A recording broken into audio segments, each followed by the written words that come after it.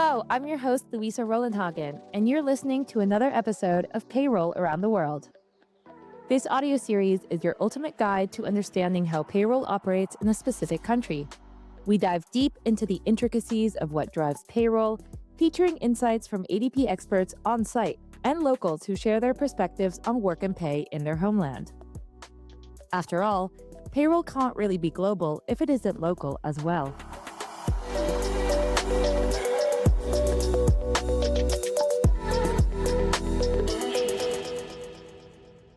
Today, we're going to Spain. The country on the Iberian Peninsula is one of the fastest growing economies in the Eurozone, with tourism, agriculture, and renewable energies being the most prominent industries. Ibiza, Mallorca, Barcelona, and Malaga. The islands and cities along the Mediterranean coast are beloved destinations for all those seeking some fun in the sun. Basically, our main industry, let's say, is the tourism. And this means around 15% of our GDP. In 2023, Spain was the second most visited country in the world, outranked only by its neighbor, France. The rush of visitors, especially to the coastal areas and islands, drives demand for seasonal hospitality workers during the busy summer months. From the 15th of June to the 15th of September is considered high season. Some people might work up until the 15th of October, but usually you have those 3 months. That's Lorea, a seasonal hospitality worker in Valencia, who we'll be hearing from later. With 48 million people, Spain is also a regionally diverse country where 5 languages coexist alongside Spanish, including Galician, Basque, and Catalan, the latter of which is spoken by over 11 million people. It's not just a variety of cultures, but also languages, right? Something to keep in mind that maybe if you're opening an office in a particular part of Spain, you might need to have, certain documentation done in a different language, or make sure that your HR professionals on site or supporting your workforce is able to engage in the local language. We'll dig into all of that momentarily. But before we start, I'd like to introduce our experts for this episode. You've just heard a little preview from them, but today we'll have the opportunity to explore all of those aspects of Spanish payroll and working culture in more detail. So without further ado, welcome Barbara and Marcela. Would you mind introducing yourselves? Hi, my name is Barbara Gomez, and I'm the head of operations for ADP Iberia, and this means Portugal, Spain, and I'm based in Barcelona. Hi, my name is Marcela Uribe, and I'm the general manager for ADP Southern Europe and Africa. Thanks for joining us today. So I'd like to start us off by asking, what are some important challenges that multinationals might not be aware of when they come to Spain? So Barbara will laugh at me when I say this, and every time I talk about this, I'll say this as the non-Spaniard on the call. When I first started working in Spain, one of the things I discovered was the concept of summer hours. It's this intense work period, usually during the month of August. And not everyone does it, but it is not uncommon to understand that companies will agree with either with their unions or their works councils, however they come to these arrangements, to say that you will have a shortened period, a shortened work day during the month of August. So, for example, you might work from 9 a.m. to 3 p.m. as opposed to 9 a.m. to 5 p.m. And as I think we all know, the Spanish eat later than most everyone else. And so I think effectively the idea is to make it an intense work day. So you skip lunch, you work through, and then you eat afterward, because it wouldn't be terribly uncommon for someone in Spain to have lunch at 3 p.m. And by the way, since the summer hours, the summer days are quite long, and the sun shines till 10 p.m., you still have a really long day ahead of you if you leave the office at 3 p.m. But, if you come from outside of Spain, so if you're a multinational setting up office in Spain, this might seem a little bit surprising to you. And so you might want to consider what that would mean. You or for your clients, or how you manage your workforce. But it's a lovely concept. I love that. However, I can see how employers from outside of Spain might be surprised by this cultural norm. All the associates, all the employees in Spain knows that this is something that can have in the most of the companies that we have in Spain, and they want not to enjoy about this kind of right. And it's not only on summer. For example, on Fridays, there are a lot of companies that on Friday afternoon they are closing. So no, the employees can enjoy a long weekend. And again, this is something that if you want to retain your associates, please keep this in mind.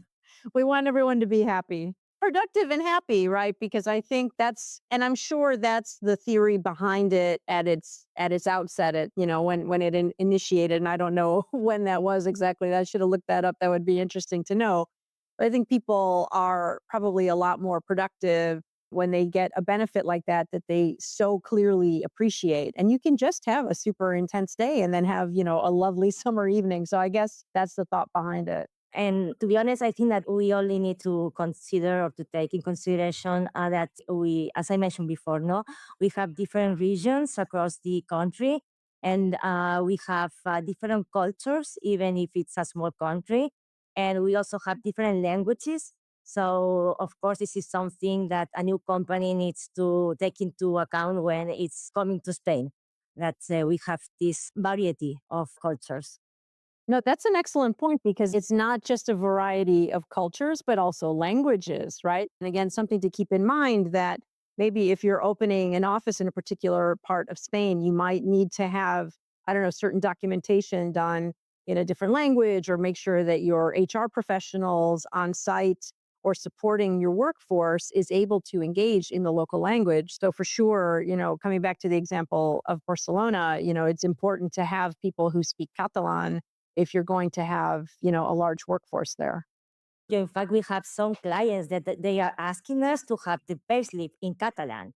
So we need to implement the payroll or the payslips and the documentation in Catalan because the unions or the employees are asking for this. And this is something that they can request to the company. So that's something that we also need to bear in mind, that this is the right of the employees to have this in Catalan, even if the Spanish no is the official language for all the Spain. I don't even need to ask any questions. You're already answering everything I was going to ask. That's a really interesting point. I'd love to learn a bit more about Spain's economy right now.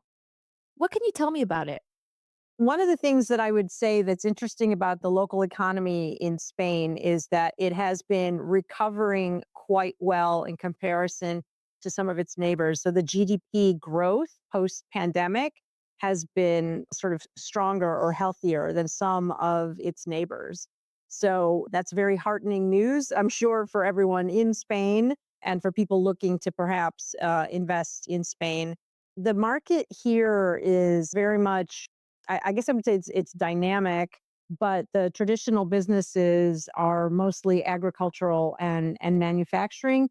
And then tourism plays a really big part in the economy here in Spain. Yeah, no, totally agree. Basically, our main industry, let's say, is the tourism. And this means around 15% of our GDP. But we also need to consider that in the last few years, we are also investing a lot on technology and innovation. And for example, Barcelona is one of the most attractive cities in Europe to found a tech company. And this is something that we have been seeing in the last years. As I mentioned, we are on the top. So I think Spain, generally speaking, is attracting also new talent, which is also very important for, no, for our economy. We also have different regions, right, in Spain. So it's not only Barcelona or Madrid or the base country, which we have this kind of talent and tech companies, but we are very big and we have different cultures in Spain. We also have the south of Spain. So we cannot compare Barcelona or Madrid with the rest of the regions where they are more focused, let's say, on the tourism or the agriculture. No, it's a fair point, right? Spain is not a small country or a small economy. It's the fourth largest in Europe. And again, as I said at the outset, it's healthy. It's got a pretty healthy economy as it is. So Spain is, I guess I would say Spain's an attractive market as a whole. As you've already mentioned, the Spanish economy has really diversified and emerged as a strong contender in various industries, including the tech sector. But I'd like to dive into tourism a little bit more, since that still comprises, as Barbara mentioned, a significant chunk of the country's GDP. How does tourism affect the country's workforce? And what do potential employers need to know? Tourism and hospitality is such a massive part of the Spanish economy. So, what that leads to is a lot of fluctuation in the workforce itself. So, you'll have peak times of the year. So, you're going to have a lot of joiners and leavers that you need to manage. And I'll let Barbara sort of speak to the complexity that that leads to as an employer. But absolutely, what that means is that employers are going to have to be equipped to manage a lot of turnover over the course of any given year. Yeah, and yeah, we need also to consider that we have 85 millions of tourists, people visiting our country every year. So we are not the second country in the world with more tourists. And this means that, again, 15% of our economy is focused on that. As Marcela mentioned, with this seasonality, we know that if I'm a hotel or a restaurant that it's in the coast, I'm going to need these people only few months per year because this is the summer period. So the government launched a specific contract that names fixed discontinuous contract to have always the same people hired, let's say, or working with us, but only for few months. So this is something that it's not in other countries, and we create this kind of contracts because our needs. This is coming from our needs in terms of tourism, for example. There are some different kind of employees. We also have the ones that are working during summer in the coast, for example. But then and during the winter, they are more focused on the agriculture. But it's important also to highlight that we have many students that are working during the summer in the coast or in the islands. You know that we have Ibiza, for example, that is very well known around the world. And there is a lot of people who is going there to spend some months and to gain some money to go there to continue studying. What kind of payroll challenges can arise from this kind of labor situation? The seasonality is a challenge. Also, the flexibility on the work time. We need not to cover a long day. So we also need not to consider that maybe we are going to start at 7, 8 a.m. and we will finish very late. So we also need to work with this kind of employees to cover different work times. So these are the main challenges that we have, and also to find people that are able to work during these periods, and also in places that during summer the prices increase a lot too. So this is one of our main challenges that we had last year. For example, as I mentioned before, in Balearic Islands, they were asking for many employees, but the employees from Spain couldn't go to Mallorca, Ibiza, or another island because it was very, very expensive to live there during summer because there is a lot of people who wants to go to these islands. But then we don't have enough people working in the tourist sector to provide this kind of service. So this is something that for sure we need to fix at some point. So, another thing comes to mind when you think about sort of the difficulties of having so many joiners and leavers from an employer perspective is that Spain has a particular rule about declaring anyone who joins the company or leaves the company or goes out on sick leave, but not really applicable to this example, but anyone joining or leaving has to be filed with, you have to make a declaration to the Social Security in some cases, or in most cases, within 24 hours. So you can imagine it has the potential to be quite burdensome if you've got large numbers of this happening, at any given moment. So that's something that I've not seen anywhere else in Europe or anywhere else is really a peculiarity to Spanish regulations. And the penalties can be huge. So you can imagine a big company who is an hotel or that is managing hundreds of joiners every day. They need also to ensure that they are meeting the deadlines with the Social Security. And by the way, that deadline could occur on a weekend as well. So, it's not always the case that you've got your HR professionals working on Saturdays and Sundays. Since seasonal workers make up a significant part of Spain's workforce, I was curious to hear how they manage to juggle this kind of temporary work in order to earn enough to live year round. Because ADP prioritizes local expertise on the ground, this series also gives a platform to the experiences of people who live and work in the country we're featuring. Remember Lorea, who you heard from at the very beginning of the episode? We asked her to tell us a bit about her particular working situation in Spain. Hi, my name is Lorea. I'm 44 years old. I currently live in Cullera, Valencia. I've been here for a while now, after living abroad for almost 20 years. Lorea lived in the UK for many years, and when she returned to Spain, she found it difficult to land a job without specific qualifications. Every day I checked for possible work offers and things like that. But it was very difficult for me to get the idea of what they needed, because in the UK it works really differently. Like, I moved there when I was 18 and right after high school, and I didn't have any qualifications, but it didn't matter back then. So she decided to take a job at a restaurant in southern Spain for the summer season. So I went straight to hospitality. So hospitality in Cullera, where it's brutal. I never worked in a coast town of Spain in hospitality, but I did it. In a way, I had fun because I enjoy working with other people. Despite having a consistent gig at the same restaurant in the summer months, she realized she needed another job to tide her over during the off-season. From the 15th of June to the 15th of September is considered high season. Some people might work up until the 15th of October, but usually you have those 3 months, and that's it. So there's no way to make a living out of a seasonal job like that. I came back from the UK and had all friends here that have children and needed a bit of English classes and things like that. Naturally, I ended up doing some private classes for children during the winter, where I had no work at the restaurant. It was little hours, and that was just at the beginning. But eventually, it has grown, so I have enough classes during the winter not to rely so much on the seasonal job, but I still have to work at least 2 months in the summer in a restaurant to even up my wages.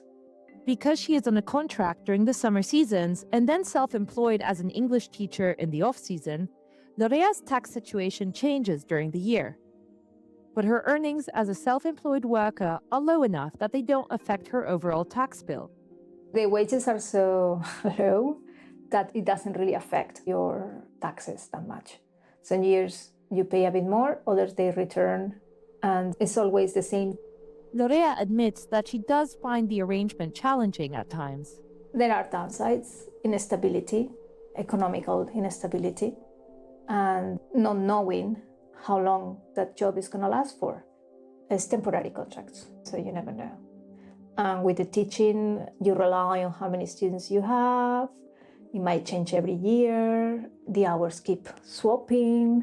What work 1 month doesn't work 2 months after. So it's changing all the time.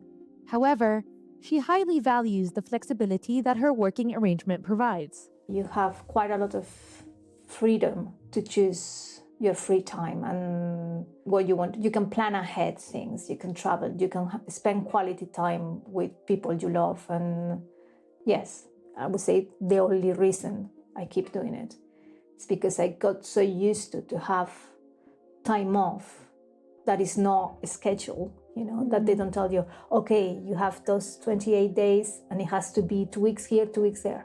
No, you can plan and decide and change. And if something doesn't work, you can most of the time.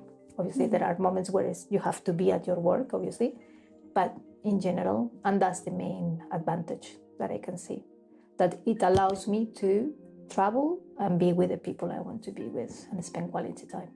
Overall, it brings me lots of flexibility to do things that I really like and enjoy. And I'm learning that in the last few years. It was difficult at the beginning, but now I'm coming into terms with it, my peace with it. Lorea's story made me wonder what issues an employer, and more specifically a payroll provider, might encounter when it comes to managing things like Social Security contributions. Because even though Lorea is on a temporary contract during the summer months, her employer is still responsible for Social Security contributions.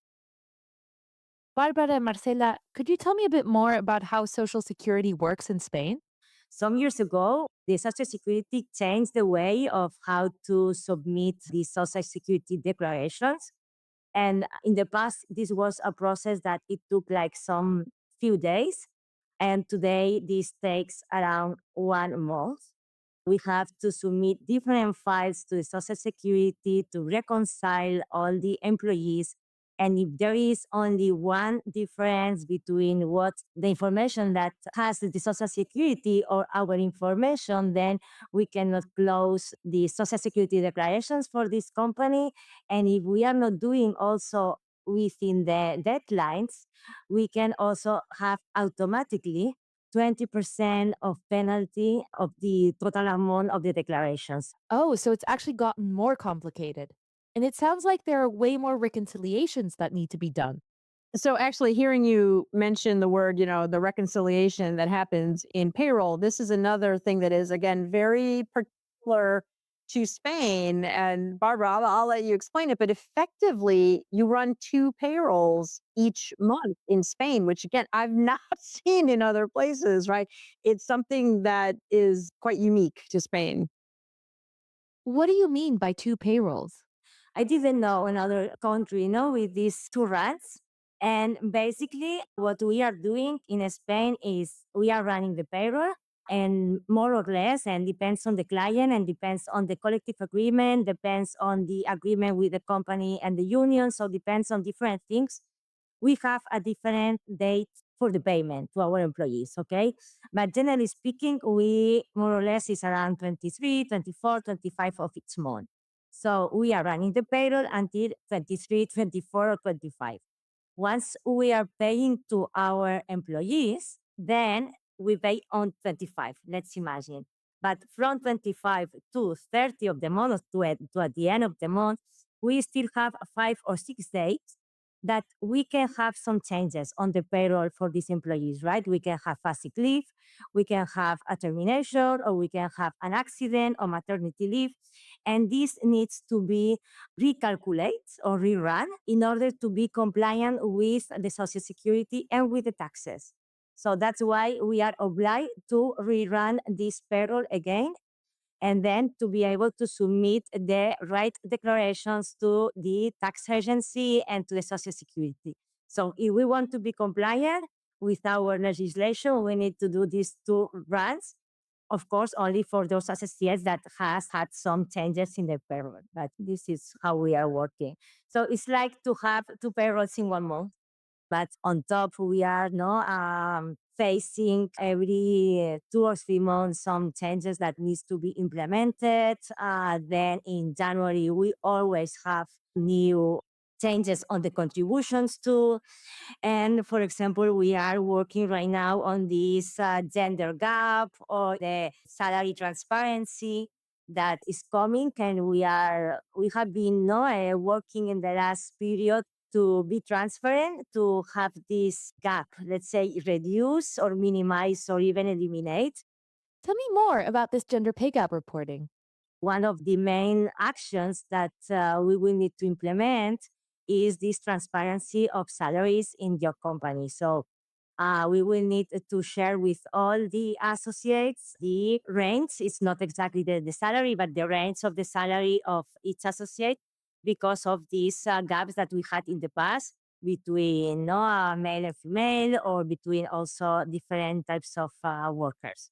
Spain was at the forefront and they were the first, if not among the first, if not the first, to require reporting with respect to gender pay gap, right? So they're really focused on that. And so now, there's a lot of EU-wide directives about pay transparency, which everyone has to comply with now. But in this case, Spain was absolutely ahead of the game on that one. And so there's been these reporting requirements in place for a while now to really try to address the gender pay gap, to try to, again, like do whatever they could to narrow that gap.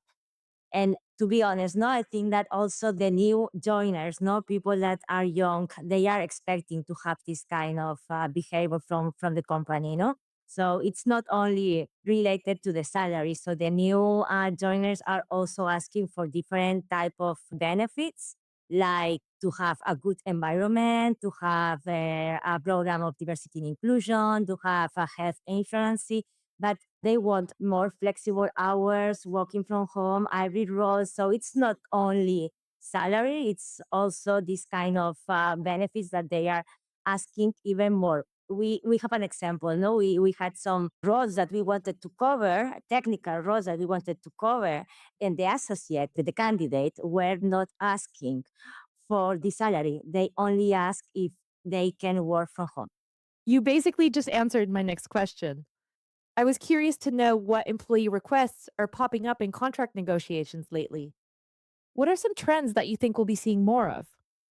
I think the first thing that comes to mind, and Barbara already touched on this, but it comes up often, and I think will continue for sort of the short to midterm and potentially the long term, is the flexible work hours and working from home capabilities. We're seeing more and more of that as we do our own recruiting and just understanding from what we hear in the market and from what we hear from our clients is this need or this demand for some sort of flexibility, whether it's, the hours or some hybrid work or the ability to work from home. And work-life balance, to be honest. No, this is what we are seeing from our new associates, that they don't want to spend 12 hours as my grandfather did in the past. So they don't want this anymore. So they want to add value to the company, and they are putting a lot of effort of what they are doing, but they have also their life and they want to live it. So I think that we are going to see more about this. Absolutely. We've been hearing that a lot from many different places. So, we've talked about some challenges that multinationals might encounter in Spain, especially pertaining to reporting requirements and various payroll runs. So, what is ADP doing to help clients in Spain stay compliant? I already mentioned, no, at the beginning of this podcast, in Spain, we have a lot of changes in terms of law, in terms of labor changes in general, and we are experts on this. So we are on top of this. We have on the radar always know this kind of legal updates, and we are very quick implementing this. So I don't want to talk about COVID because this was in the past, and no, I want to move forward. I want to leave this in the past. But it was a good example for us of how a company like ADP can manage this kind of situation and can support our clients. We were very quick trying to understand what the legislation was asking us. We did the changes in our systems also very quick and compliant to the law, which is the most important thing, right? I think that's exactly it, right? Like that's spot on for me as I was thinking about it, is that we have a team of experts that this is what they do. This is all they do. This is our core business, right? So we spend our time monitoring all the different legislation and what that means in how it needs to be applied. And so that our clients can focus on doing their core business, on running their businesses and doing what they do best and what they need to do. That's great. Thank you. We're going to start wrapping up. But before we do, I'd love to hear from both of you. What do you personally find exciting about working in payroll? So working in payroll, there's never a dull moment. You never quite know what's coming next. It's very dynamic, so it's not always like what you seen yesterdays. Very true. Barbara and Marcela, thank you very much for joining us today. It was so fun to chat with you and learn more about payroll in Spain. I'm particularly delighted about the concept of summer hours, and I can imagine that anyone trying to get rid of them will have a tough road ahead. I hope you got a bit of a deeper insight into how payroll in Spain works today. If this episode has piqued your interest or your company is considering expanding into Spain and you want to learn more about payroll there, please go to the ADP Spain website, es.adp.com. And don't forget to subscribe to learn more about payroll around the world with each new episode. You've been listening to ADP Payroll Around the World, produced by ADP and StoryThings.